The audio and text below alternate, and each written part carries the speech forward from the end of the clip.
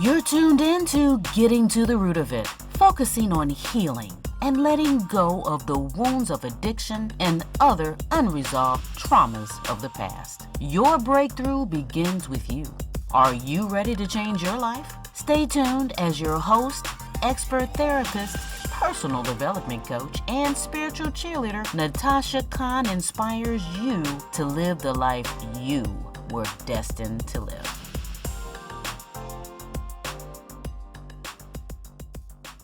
Hi, everyone. This is Natashah.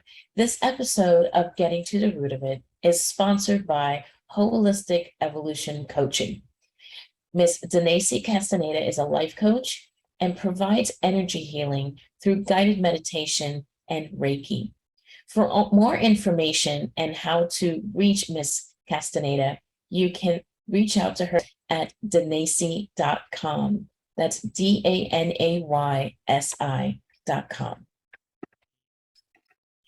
Hi, everyone. Welcome back to Getting to the Root of It. This is your host, Natashah Khan.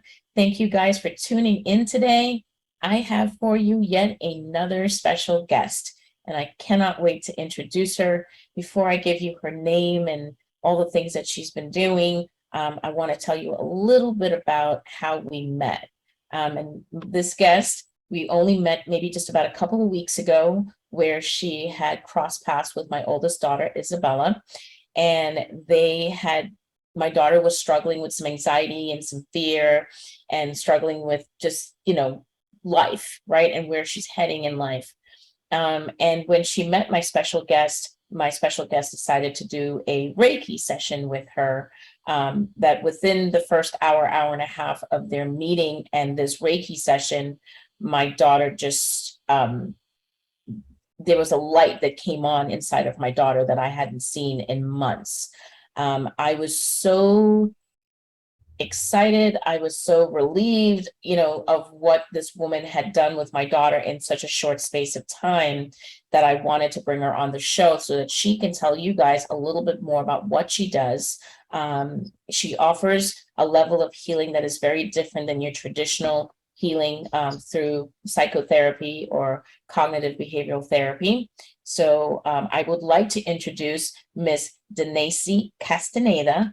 She is the founder of the Holistic Evolution Coaching Program, and she is a Reiki energy healer and does guided meditation. So without further ado, I'd like to introduce Danaysi. She's going to tell you a little bit more about herself, and she's going to talk to you a little bit more about her process. Danaysi, welcome to the show. How are you doing and how are you feeling? Hi, Natasha. Thank you so much. I am actually feeling kind of tired today after the new moon. A lot of detoxing, a lot of letting go of things. Just when we think we've done all the work, there's more to do. So true. So true. Tell me a little bit about that new moon. I know you had something just recently related to a workshop. Can you talk a little bit about that new moon so the audience kind of understands why that new moon is so important? Yeah, the new moon, I've been using the energy that comes with it. In each new moon, the moon is behind the sun, and it uses that energy from the sun as well. So it's very powerful, even though you can't see it. And it brings us to our lowest energy as well. It doesn't affect everybody. Not everybody can notice it. Not everybody can feel it. But I started to notice it within me. I started to notice it around me. And I was like, there's something going on here. There's research. The moon has effect on the tidal waves of the ocean. We are 45 to 75% water. So there's no surprise that we're also sort of affected with this. With that being said, with every negative, there's a positive side. So knowing these things, learning about these situations, I can plan ahead for myself. I can understand what's going on within me so that I can better know how to act on it. I'm not going to say, I am going through a depressive state again right now. No, I am moving forward. I'm moving forward, and that's hard to process things, with the body, to let go of old things and create a new reality, create new mindsets, create new um, things that you actually want to take on and do. That takes a lot of work on the body. Well, absolutely. And God knows I've been there. And it's interesting, yeah, I am not an expert when it comes to knowing about astrology and how the sun, the moon, the earth, and all of that stuff impacts you. I've heard a lot, I've read some research, I've heard a lot of things. And I have to say, and I hope, my audience is taking this in. Some people who have known me in the last week and a half, almost 2 weeks, since it was that super moon to now this new moon, it's interesting you talk about being tired. I have been extremely fatigued, and anyone that asks me, how are you doing? That's my first response. And I don't understand because nothing about my schedule has changed, right? There was nothing extra that I've added on, and couldn't really understand it. You have my eyebrow raised like, did the moon have such an impact on me? Because it came out of the blue. I was doing really well, having energy, going about life, doing the things that I normally do. But in the last week and a half, 2 weeks, it's just been a struggle. So I really appreciate that that insight. Now, before we get into that even further, or talking about the process of what you do, tell us where you're from, like what were you doing prior to stepping in to this world of healing through Reiki? Yeah, okay. So I've been a nurse for 7 years at a hospital, Oh. and that was very chaotic for me, very chaotic for my soul. Um, and eventually I got pregnant, and my baby, I always like thank him because he got me out of that world. It was hard to accept that it was over, but it was almost like it was meant to be, that it was going to be over.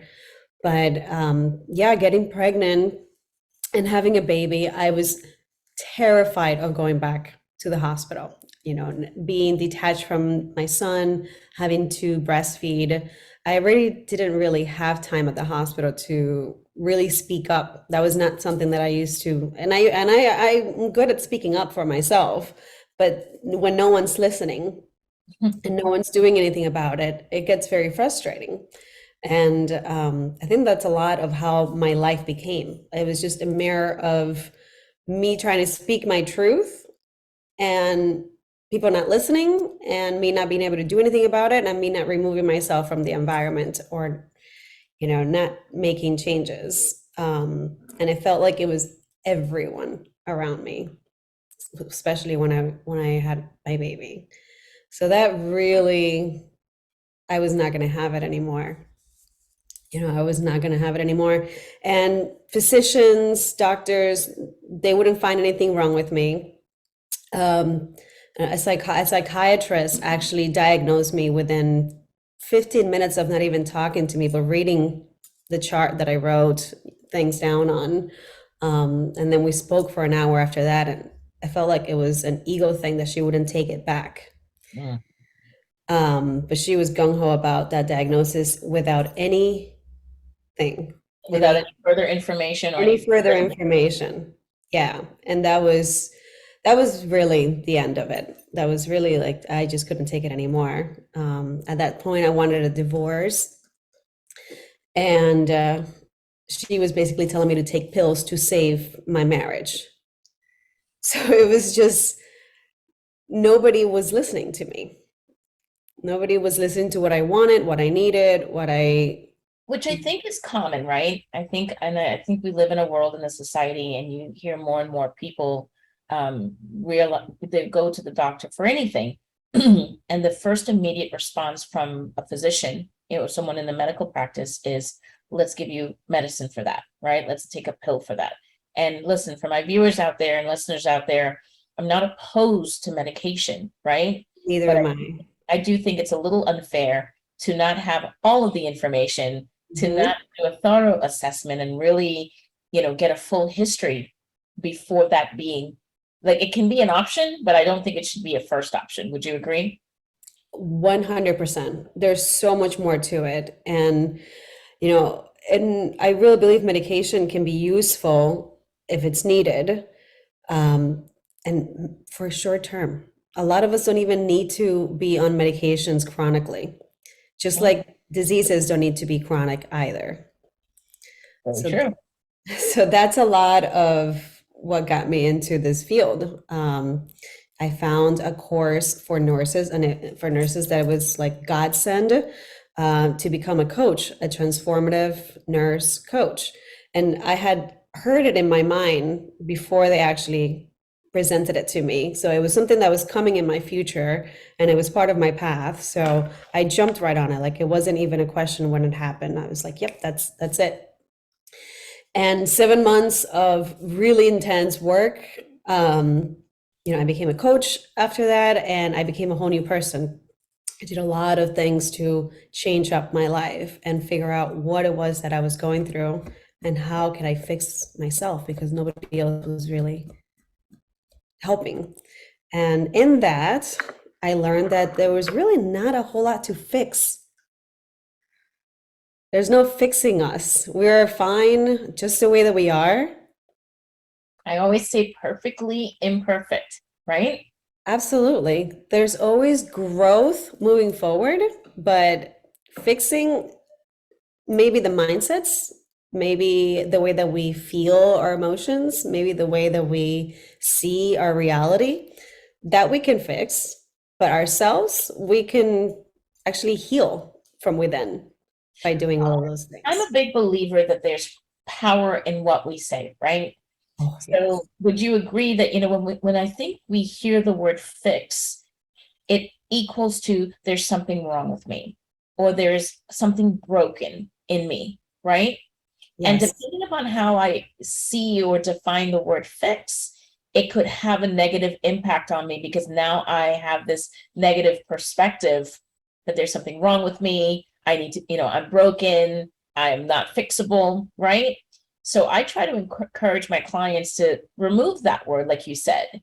There's nothing to fix. We are constantly growing and evolving as human beings. So I think it's important to see whatever is going on that you're not a fan of, that you may not like within yourself.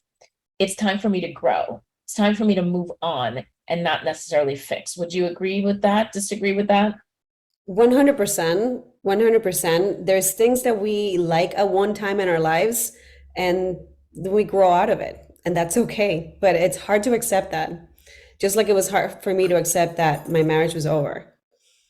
How could it be over? After 13 years, we just had a baby. How can that be the end of the marriage? But that was the end of the marriage. There was no fixing that. Right. I had tried everything I could to make it enjoyable, and it wasn't. And it was actually getting worse and worse. Not that there wasn't a whole lot of issues that even brought me to that point. But moving forward had to happen in order for myself to be happy, for my son to be happy, for my ex-husband to be happy. I had to move forward. I had to keep growing. I had to be by myself, get to know myself. So let's talk a little bit about, because what you're saying is great, and it's interesting you share that part of your story, and it relates to mine, because I was married for 13 years after having 2 kids and the house and everything, and then that relationship was no more. My husband had found someone new, and while I was bitter back then, I've grown quite a bit to not be bitter anymore and hold on to that negative energy. How do we get to that place of acceptance? Because you're talking about loss, right?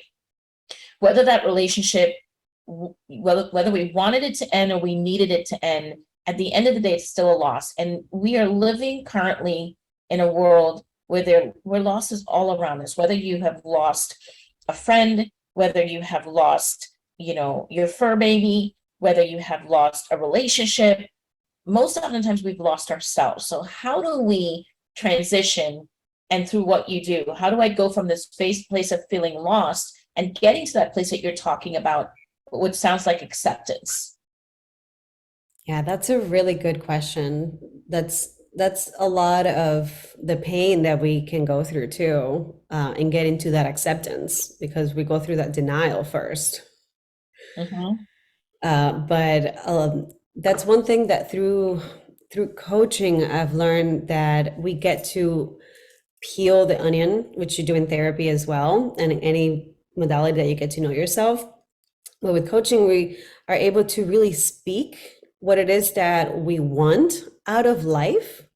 And a lot of the times, what we want out of life, it's not in alignment with what we have currently. True.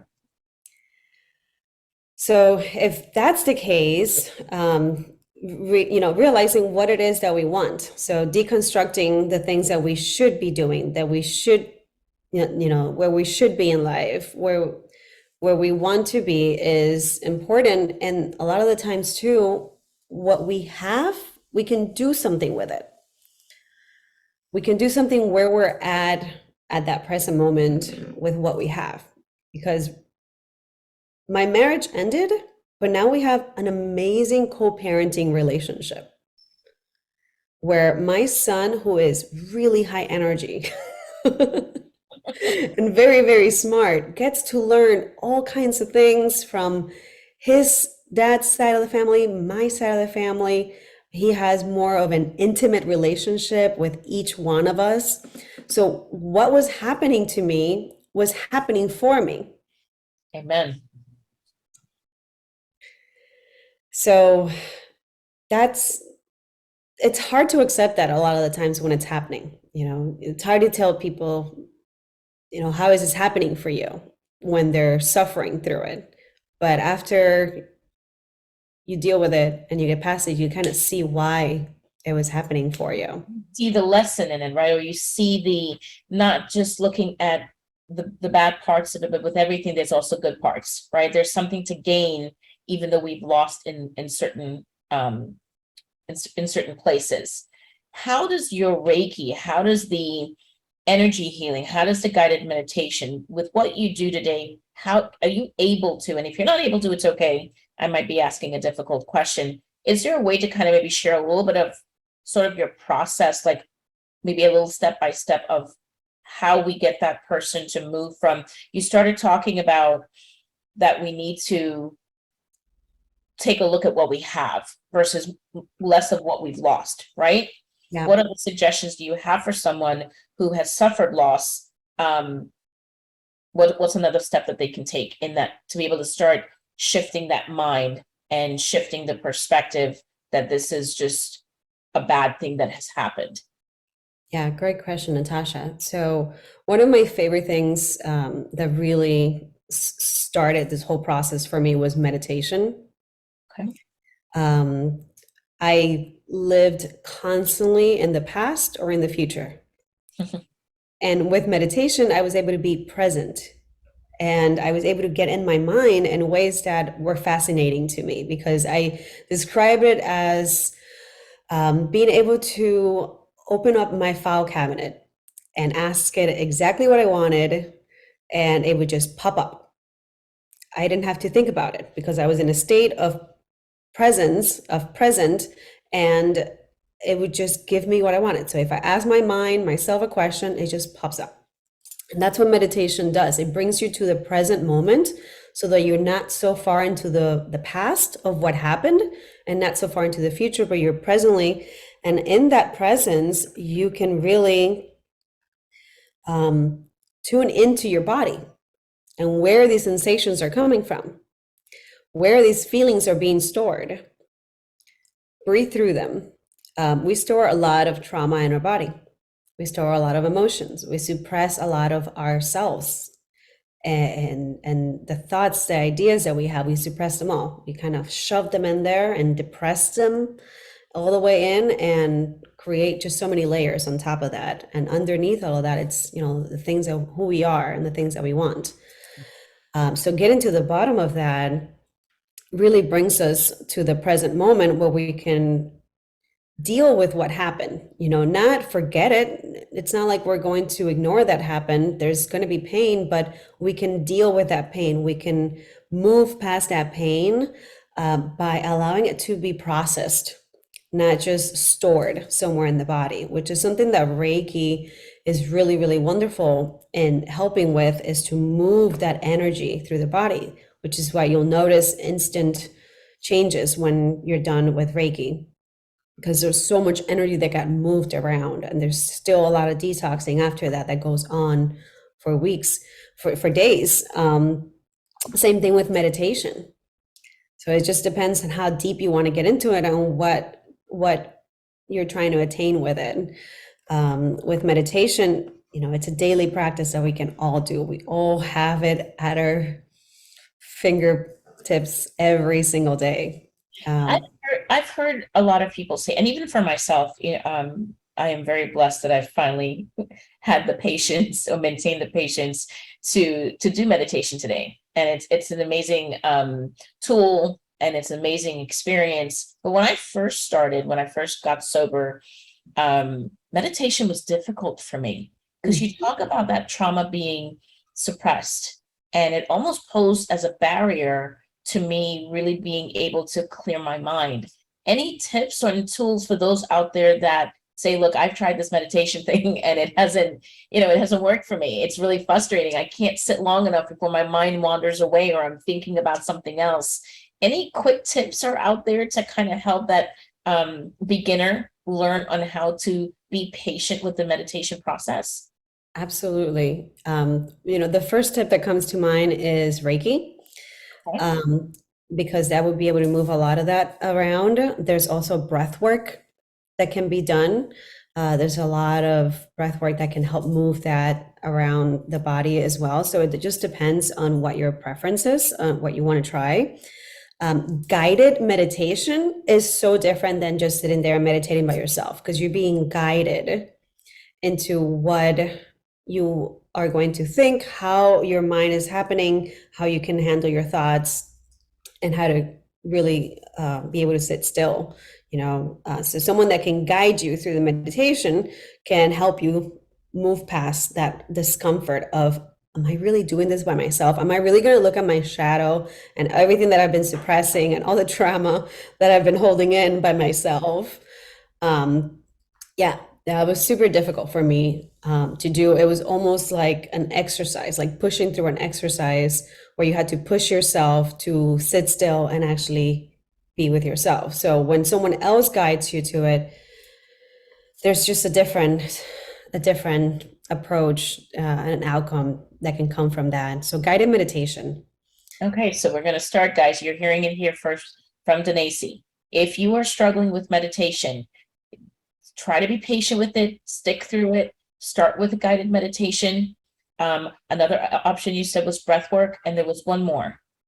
Reiki. The Reiki, okay? Now, if you're interested in the Reiki, please, I want to make sure at the end of this episode, you're going to have many ways to get in touch with Danaysi so you can learn more about Reiki and hopefully setting up a session with her about that. But before we get there, I want to get in a little bit more of you started speaking on that mindset, right? We start to push or move that energy around through the body. So let's talk a little bit about when doing the Reiki and how that ties into us being able to shift that mindset from negative to positive. Yes. So a lot of our energy points in our body, that's what Reiki works with, is the chakra points in our bodies. When they are overly open or overly closed, it brings us out of balance. It brings us in a state of lack or too much, which can become a problem if because you're not balanced out. So I can think that I can just spend all my money and it's going to come right back to me. So although that can happen, it's a little unrealistic to really, if I don't have a plan to where my money's going and how I'm going to make money back, to think that just I can spend all my money and it will come right back to me. On the other side too, fear. So if we are not balanced, if we're not grounded, if we don't have that connection to ourselves, to the right support, it comes to that. It also comes back to that Maslow hierarchy of needs. Like if you don't feel safe, if you don't feel protected, if you don't have a place to be, if you are fearing for food, if you're fearing for your basic needs, you're going to create that fear that's going to throw you out of balance, going to close your energy down. It's going to bring you to a lower energy level within yourself, and you're going to be attracting that more and more, because that's the way that you're going to be seeing the world. That's the way that the filter that you're looking at everything. And that's a lot of the fear creates a lot of that imbalance too. That is so fascinating, because everything that you have just said, and I've never correlated it to energy and these energy points in the body, is directly correlated to dependency issues and addiction, right?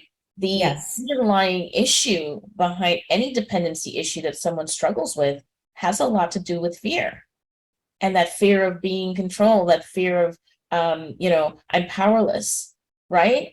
And I'm just fascinated, right? I'm actually kind of almost lost for words a little bit to hear you speak of, because I'm so used to coming at educating on addiction from a cognitive behavioral approach, or a psychoanalysis approach. So to hear you be able to use the body and the mind, and you're talking about balance, right? You're talking about a balance of energy. And I talk a lot about balance with the chemicals in the brain. When the chemicals in our brain are not balanced, that, takes us off the scale, so to speak. We're off balance. And now we're not in alignment with ourselves. And now we're starting to talk about our belief systems. What we really at our core believe to be true doesn't really line up with the beliefs that we use as maybe a mask to present to the world, right? Or the way that we're behaving doesn't align with what we believe to be true. So I hope my audience is paying attention to this. Here's another way for us to maybe understand addiction, beyond the psychoanalysis, and looking at it from an energy perspective, and how what we're feeling, our emotions, right? Our emotions, when not managed, when we're not identifying with our feelings and connecting with our feelings, it's stored and suppressed within us. And that, is it fair to say, it blocks energy? Yes, absolutely. Absolutely. It can block the energy. And if we don't move past it, we're continuously seeking that reward of starting over and starting over, of how we're going to get to it. But moving past it, that's that growth. That's that processing the feeling, understanding where it's coming from, and being able to move past it and creating new habits, creating a new reality. Sure. Of, once I get past this craving, I will be okay. This is what I need to do. This is what's coming up for me. I actually quit vaping today. So that was a really big thing for me, that has held me back for so long. And it's so funny that I'm here with you in Empowered Voices. And it wasn't until, I quit that, and I've done it before, but I really feel within me that I have everything I need this time to make it past this. It's a really tough addiction, just like any addiction out there, but it's so accessible and so available to you all the time that it's hard to get off. But there's so much that my body really wants to do. Like, there's so much talking that I want to do. There's so much singing that I want to do, dancing. There's so much that I need to be doing that I'm holding myself back, but with that fear of doing it, with that vaping. So I actually posted it on my Instagram yesterday that I was throwing away the vape, and I wanted everyone to hold me accountable for it. So the more support you have in doing something that you find and that it's not good for you, the more support you have, the better outcome you can have too. There's nothing wrong with trying and failing, but absolutely. Yeah. It makes the process of that change a little bit more manageable, right? It's interesting you say that, because I have now, for the last 2 weeks, on and off, trying to quit the vape. Now, I am sober from drugs, alcohol, sex, work, codependency. But man, I quit smoking cigarettes, and then I went I started with cigars. From cigars, I went to cigarettes. From cigarettes, now I'm on to vapes. And so within the last 2 weeks, my youngest daughter and I have made the commitment to stop vaping. My oldest daughter, she doesn't vape as much, but she still does. But because the presence of that vape is still in the house, I have not been able, I'm going to tell on myself, I've not been able to quit it completely. And it's interesting you say that, because my 12-step program through Alcoholics Anonymous, just a 12-step program in general, has helped me through all the other issues that I've had in my life. But this has had such a stronghold on me. It has been one of the most difficult things for me to give up. But you're absolutely right. That support system is huge, because when I'm around my youngest daughter, I'm like, okay, we're both good. We're not thinking about it. But when my other daughter is just kind of walking around the house and I see it in her hand, or I just see it in her presence, it does something to me. It stimulates me in a way, and I get emotional in a way, and I'm like, ooh, and then I start thinking about it. And that is no different than my years in when I was using an active addiction. There was a point where I was a binge user, and I could go weeks and months without using. And that had a lot to do with me working in the medical field, right? And I knew I'd be drug tested, and I knew it'd be this and that and the other, and nobody else was doing it. But give me one long weekend, and I'm out with my friends who are users. Guess what? I find myself caught up into that energy, because that's energy as well, right? I'm caught up into that energy, and now I find myself, I'm not really sober. I may be clean Monday through Friday, but on the weekends, I'm indulging in all of these things that are just continuing to not feed me in a positive way. So I'm happy you shared that, because I'm in that place right now of needing that additional support. And I do believe, when I told you earlier of how I'm feeling very fatigued and tired, I'm also questioning how much of that vaping, again, blocking energy, that is also contributing and adding to that fatigue that I'm experiencing. Your thoughts? My gosh. Yeah, absolutely. I mean, it definitely feels like a detox too. Yeah. I mean, it is. It is. That nicotine is intense. Is there anything more that you would like to share with our audience, in terms of, a lot of the prior episodes that I've had has been focused so much on mindset, right? This negative mindset. We can't help but live in a world that every day you turn around, it seems to be one set of bad news after another, right? And so it almost seems like some of us fall into this vacuum of negative thinking. So is there anything more you want to share or add with the audience of, yes, we may be in that negative mindset now, but we don't have to stay there? Don't go anywhere. We'll be right back after a word from this week's sponsor. Hi, my name is Danaysi. I'm the founder of Holistic Evolution Coaching. I'm a registered nurse turned transformative nurse coach. I spent 7 years working as a bedside cardiac nurse, as well as doing home health visits. I became a spiritual coach because I knew in my entire being that there was a better way for me to help myself and others that struggle with their mental health. Not only heal, but thrive in life despite all their past traumas and negative experiences. Using a holistic approach, I can help you in ways that seemed impossible to me at a point in my life. When you face challenges, you have the mental awareness and capacity to not only make it through, but to create opportunities for your life to get consistently better. Coaching is the art of meeting you exactly where you are in life and uncovering where you want to be, and working together to create a clear roadmap to consistently get you there. I do all of this by tapping into your own innate wisdom and your experiences, allowing you to be the pilot of your own spaceship into the life that you want to create. I invite you to take the first step towards a more fulfilling life. Go to danaysi.com and click on the button, Connect with me. Book a one-on-one coaching consultation with me.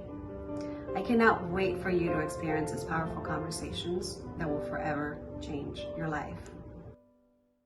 Is there anything more that you would like to share with our audience, in terms of, a lot of the prior episodes that I've had has been focused so much on mindset, right? This negative mindset. We can't help but live in a world that every day you turn around, it seems to be one set of bad news after another, right? And so it almost seems like some of us fall into this vacuum of negative thinking. So is there anything more you want to share or add with the audience of, yes, we may be in that negative mindset now, but we don't have to stay there? Absolutely, because if there's a negative side of something, there's also a positive.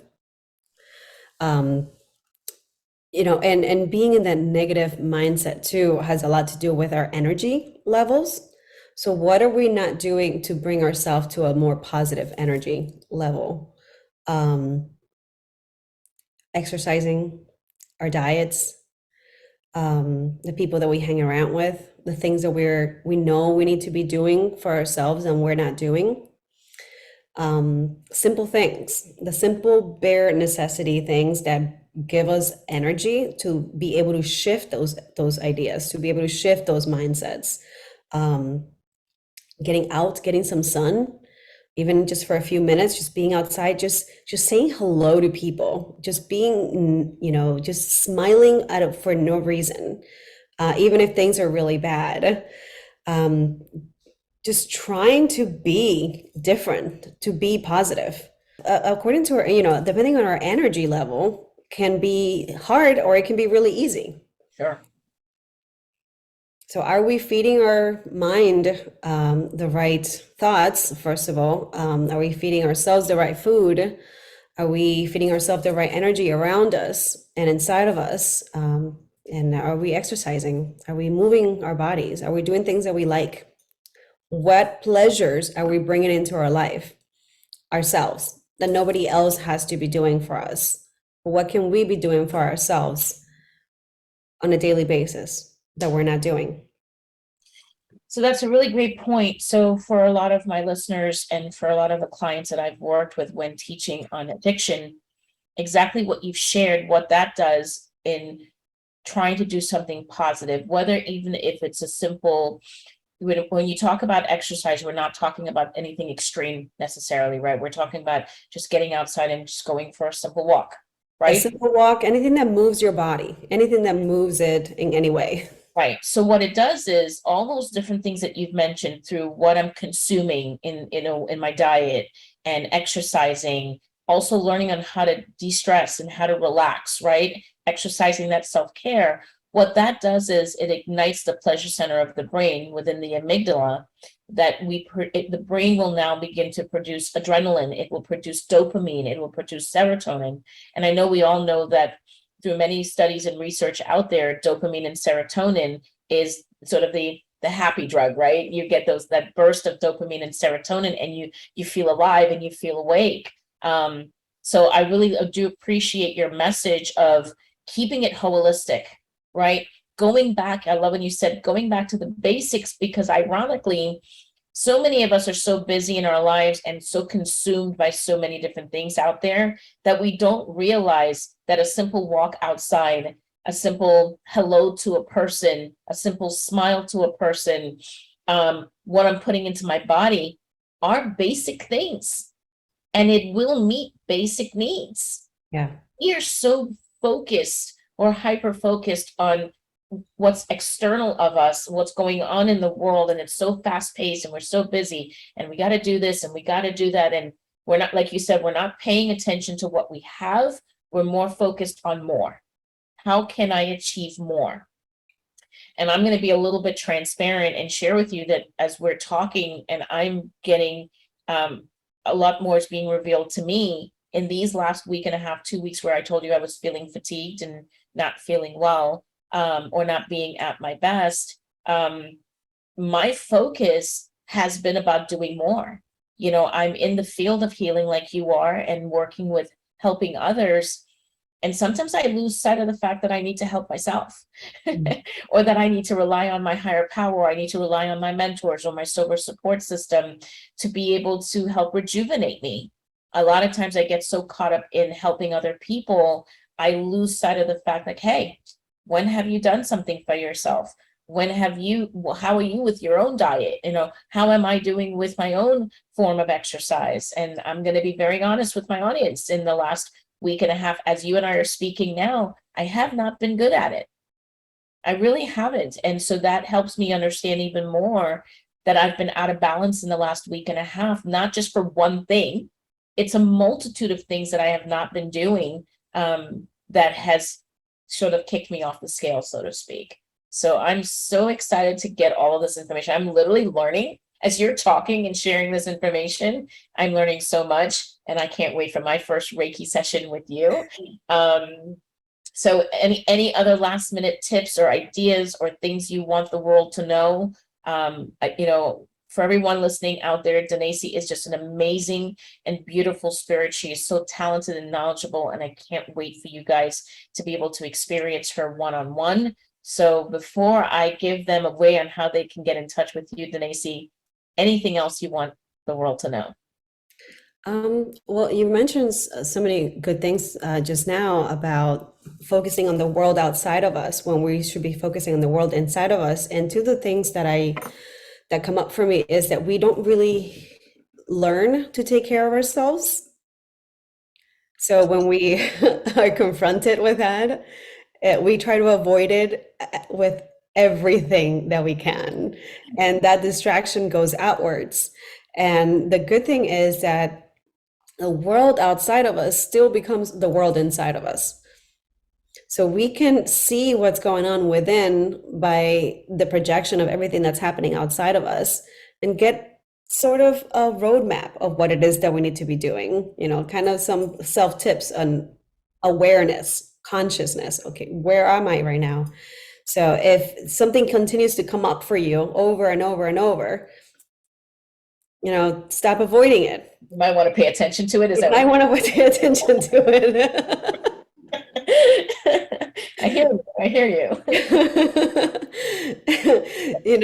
It's true. And even though I have 25 years in this field, and people always joke and say therapists need therapists. Oh, yes. We all have to remember that, I don't care what your career is. I don't care what you do for a living. At the end of the day, we're human beings first, right? And we go through life just the same. We may experience it differently, but we share similar feelings, right? And so, absolutely. And I'm my clients know this about me. I am very big on, I will never ask someone to take a path or travel a path that I haven't already traveled, or one that I'm not willing to take, right? So trust when I tell you, I'm hearing you loud and clear, that in the last week and a half, I have allowed the things of this world to knock me off my game, and I have some work to do. But I'm willing to do that. So I am very excited, like I said, to begin working with you. And I hope for all our listeners out there, I want you guys to realize that there's so many different approaches to healing, right? So if you're not comfortable with traditional therapy, or you've had, not healthy experiences in working with, a therapist, it's okay. What we want you to know is that your healing doesn't have to stop, right? Through these guided meditations, through energy work, through the Reiki that Danaysi does, this is another outlet. This is another approach. This is another opportunity for you to begin your healing of your mind, your body, and your spirit. So I want to ensure. Okay, now Siri wants to be part of my conversation. I want you guys to tap into this. I tell you guys all the time that it's very important that if you are struggling in your lives today, that there is help and there is hope. All we're asking you to do is to have a mustard seed of willingness to just pick up that phone or get on your computer and reach out to someone to be able to get help. So you guys know that you can always reach out to me. You can always seek me on my website at www.collaborativehealingpartners.com. You can email me at empoweredvoices45@gmail.com.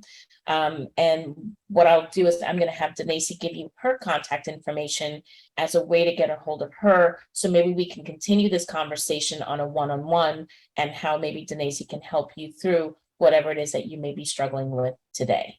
Danaysi? My website is danaysi.com. So it's DANAYSI.com. And there you can contact me through email or phone number, or even book yourself directly from there on my Practice Better account with the availability, just to get this started as soon as possible in a conversation. I do 60 minutes of a first call with no obligation, just pure service, just to find out where you're at, see if we're going to be a good match to work together through coaching. But if there's a need for Reiki, then that's completely different. And we can do that remotely, or we can do that locally if you are local. But also my phone number is 305-298-0219. I never changed my number from when I lived in Miami. So I just stick with it. So that's it. But I'm in Palm Beach. It's easy to remember it that way when you just hold on to it since the beginning of time, right? And I just want to make sure, and I stand corrected. I've been saying Danaysi, but it's Danaysi. Is that correct? Yeah, but you said it's so cute that I don't want to correct you. I need you to correct me. It's okay. All right. Well, I can't say thank you enough. I am such a big believer in that, God puts people in your lives and you cross paths with individuals for such a greater purpose. And you have had with just one session, you have had such an amazing impact on my daughter. I have been wanting her to do traditional therapy for so long, and she has fought it tooth and nail. She's like, Mom, I'm just not doing it. And after having met you, you have opened the door to where she is beginning to do things that she loves. She's getting back into reading. She is journaling every day, which it just blows my mind. She hears me giving that guidance to my clients, and she's like, I'm not going to journal. And now she's journaling every day, and she's taking the suggestions, and it's really paid off even after one session. So ladies and gentlemen, I highly recommend you guys reaching out to Danaysi or Danaysi, and being able to just tap into what she has to offer. I think it can really change your lives. So again, thank you so much for being a guest on this show. And I would love to have you back to continue this conversation, because there's so many people out there today, again, continuing to struggle, whether it's with mental health issues and or addiction issues. And I just think that the gift that you've been given can be so beneficial to so many. So thank you for joining us. Thank you, Natasha. Thank you for having me. I could talk to you forever. I could talk about this forever too. So thank you so much for having me. It's just such a beautiful thing, right? It's beautiful to be able to, like you said, when you talked about a support system earlier, just being able to share yourself with like-minded people. And I'm a big believer that there's just not one way to do something, right? And so for all the people out there that have been scarred and have had these not so good experiences in finding their healing, here's another alternative. And I think it's an alternative that has been around for a really long time, but I just think there's a lot of people out there that just aren't knowledgeable about it. And I hope with today's episode that we were able to bring that knowledge to the table. And listen, we'll have you back on so you can continue to speak more on this, so that we can really open this up to so many more people out there. Okay? Love it. Look forward to it.